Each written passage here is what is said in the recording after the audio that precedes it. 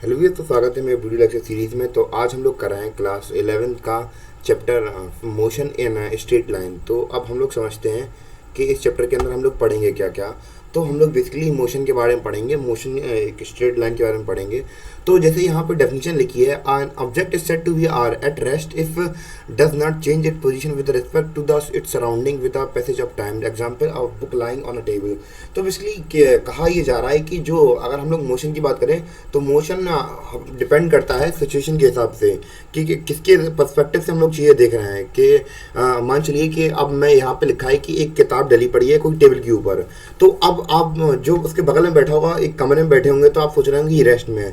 अगर कोई व्यक्ति पृथ्वी के बाहर जाके देखे तो वो तो देखेगा कि ये तो मूव कर रही है बुक। तो ये मोशन हम लोग रिस्पेक्ट में देखते हैं।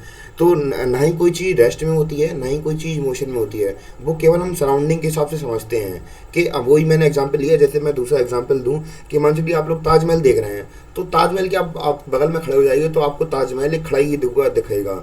अगर आप पृथ्वी के बाहर जाके देखेंगे तो आपको मोशन में मिल जाएगा। तो सराउंडिंग से आप पर्सपेक्टिव लगा सकते हैं कि क्या होता है मोशन, क्या होता है रेस्ट।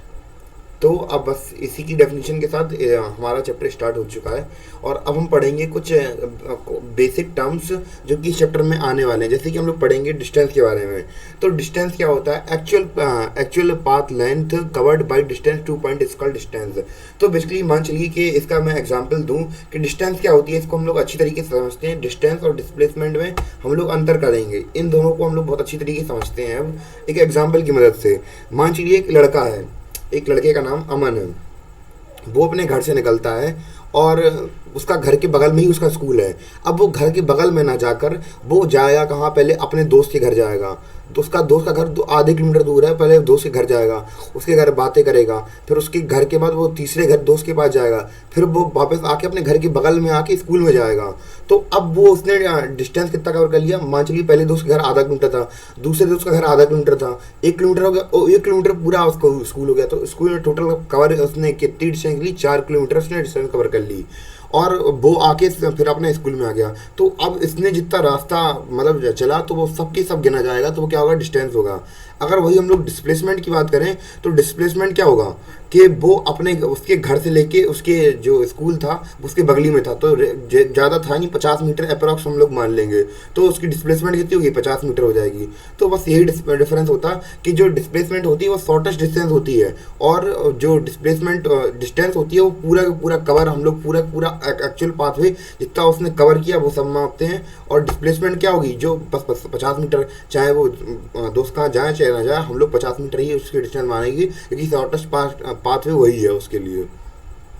अगर हम लोग डिस्टेंस की बात करेंगे तो डिस्टेंस क्या होता है? एक स्केलर क्वांटिटी होती है, और इसकी जो यूनिट्स होती हैं वो क्या होती है? मीटर एंड सेंटीमीटर होती हैं। और डिस्प्लेसमेंट की बात करेंगे तो डिस्प्लेसमेंट एक वेक्टर क्वांटिटी होती है, क्योंकि इसमें यूनिट और डिस्टेंस दोनों दी जाती हैं, दोनों चीज़ें दी जाती हैं, पर डिस्टेंस के अंदर दोनों चीज़ें नहीं दी जाती हैं।